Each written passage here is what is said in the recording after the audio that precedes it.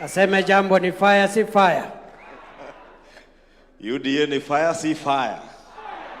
Asante, Your Excellency the President, Deputy President, our Prime Cabinet Secretary na viongozi wote, hamjamboni. Mine also I have 10 minutes, and Your Excellency, I will not repeat or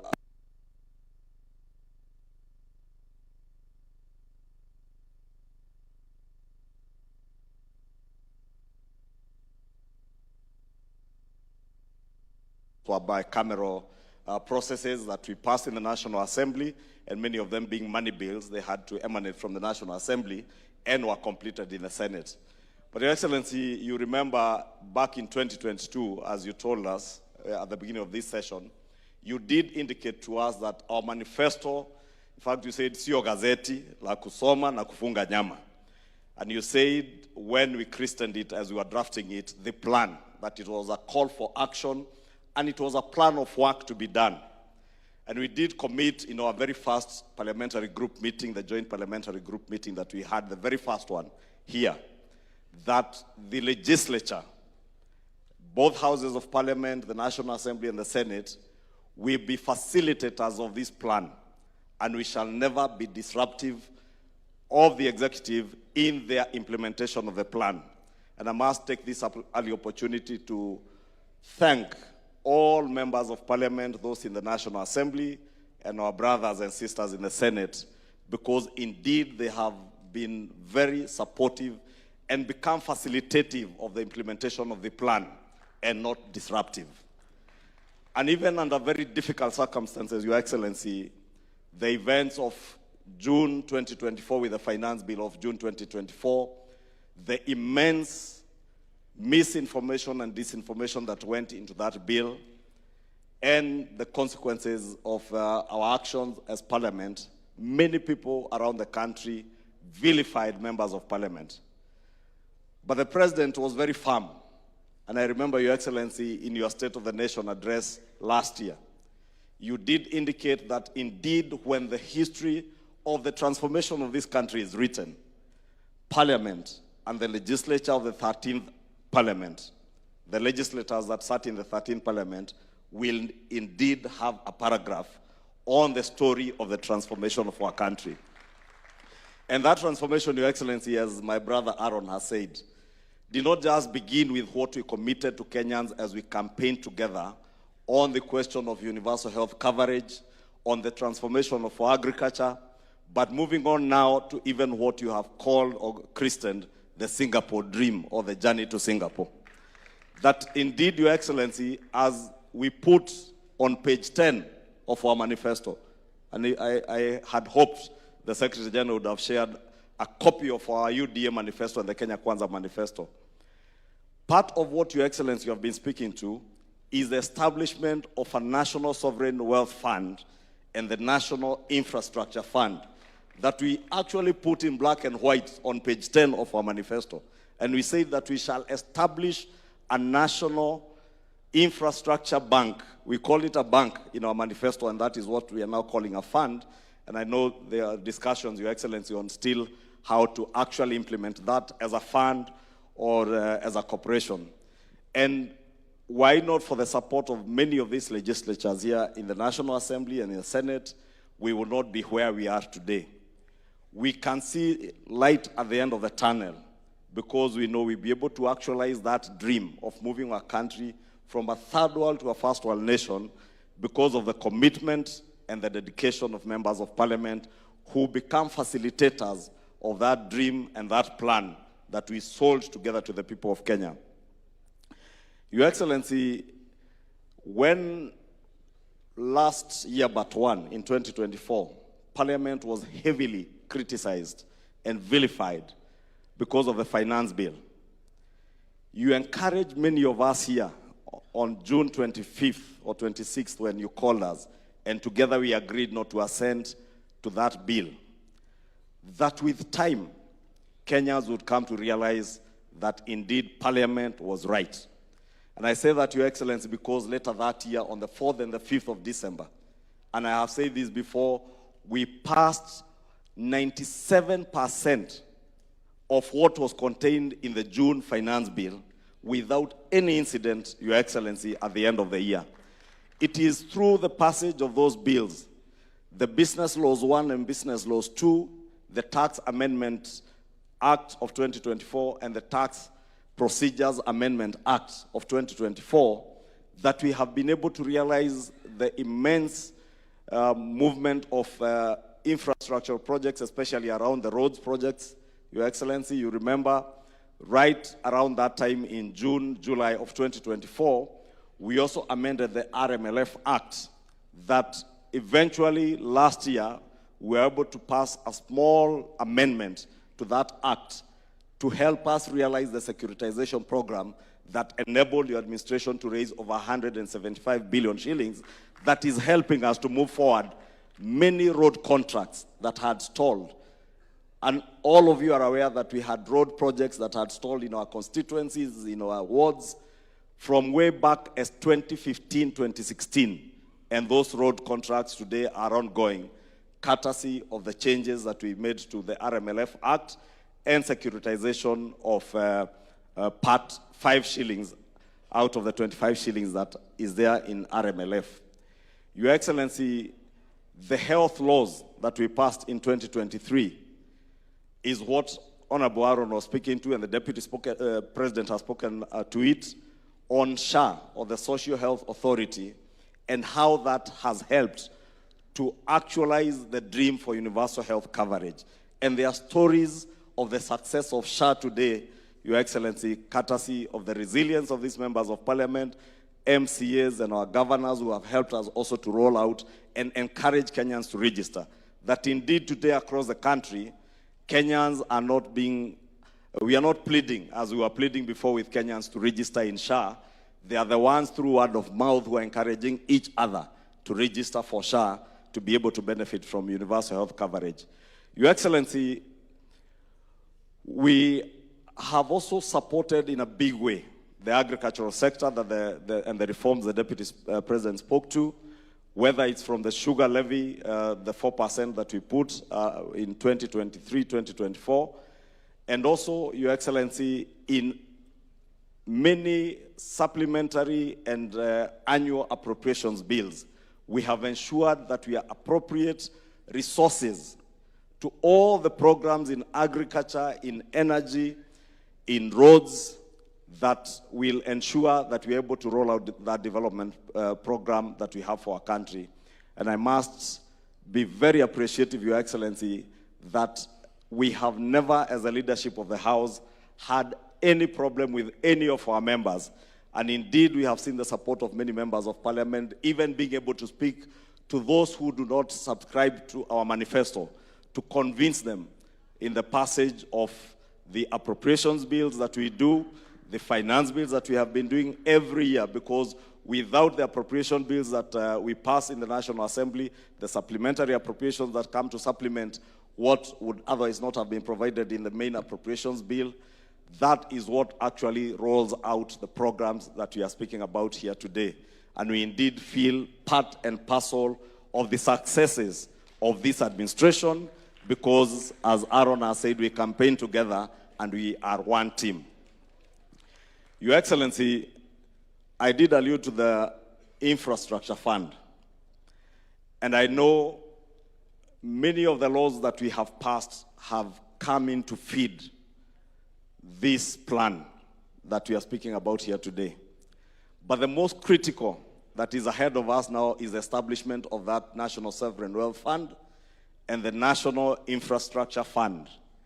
And Your Excellency, when last year in the State of the Nation address you spoke to Kenyans and spoke of the dream to raise money through privatization of our state-owned enterprises, many people took it as a story, and indeed many pundits in the media said that this is a new narrative, is a new narrative to Singapore. But today, Your Excellency, with the opening of the IPO of Kenya Pipeline and the ongoing process in the privatization of Safaricom, we can actually see it now becoming a reality.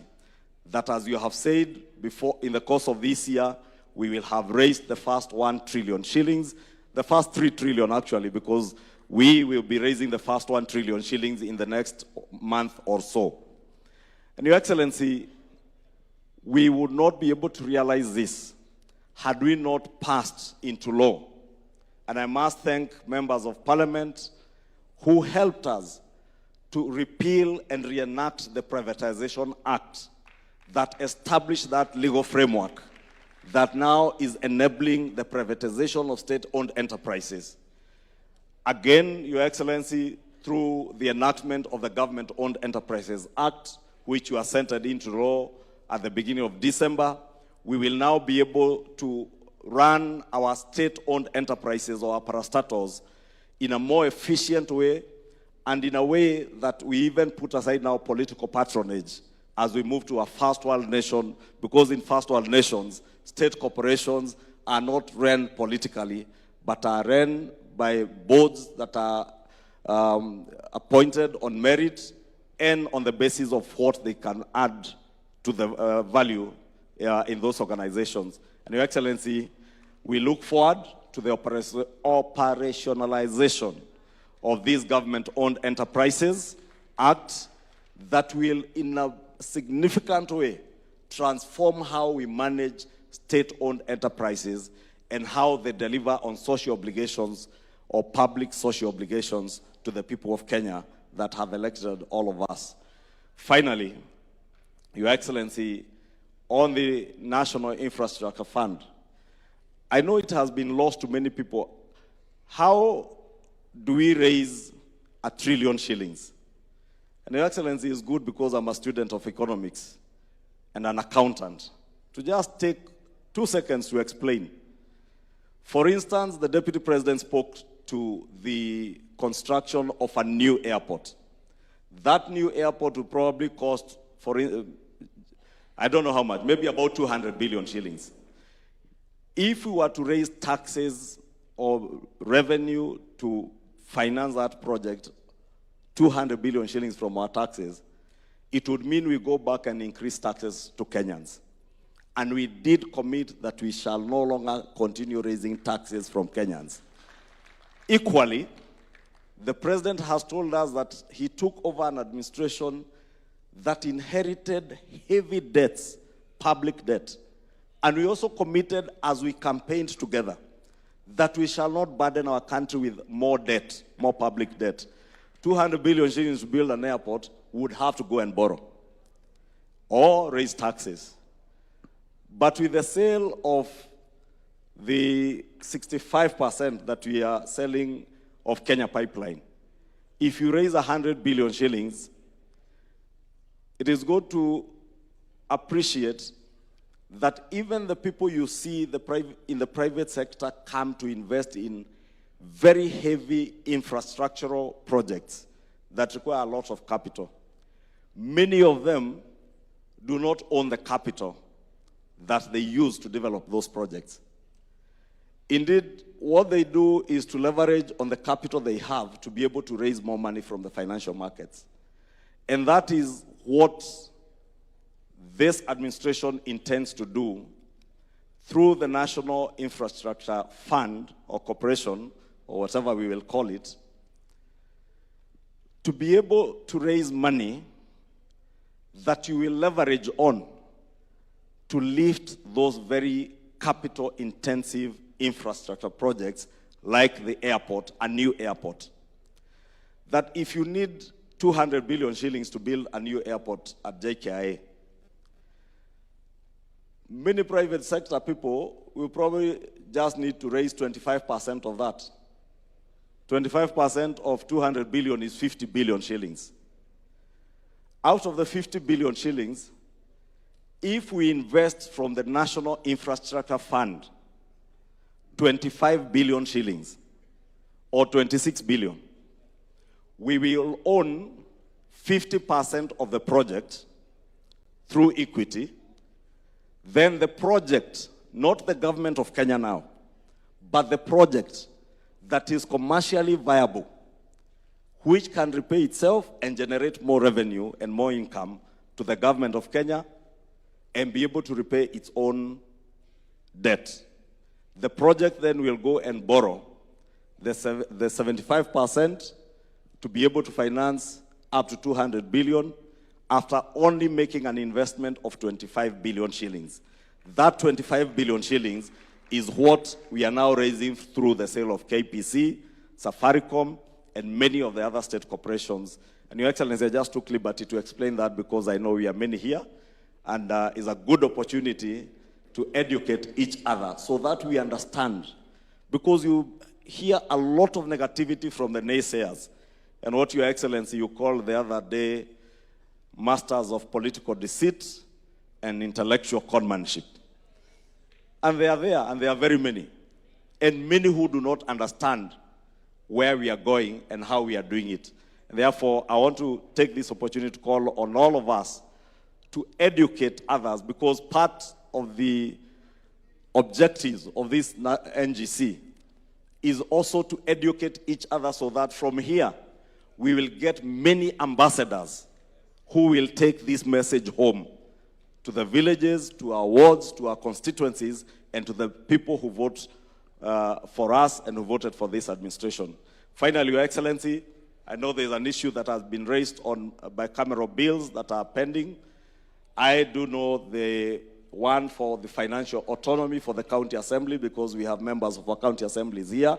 Let me confirm to this assembly that that bill came from the Senate, we passed it in the National Assembly, and the President assented it into law. It is now an act of parliament.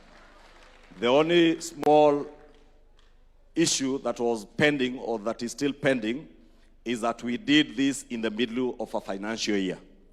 And therefore, there was no way of going back in the financial year, because it would mean that we go back, redo our division of revenue, the CARA bills in the Senate, go back to the county assemblies, you redo your budgets, and therefore I am hopeful that beginning this financial year of 2026-2027, that begins in June, county assemblies will have the financial autonomy that they sought.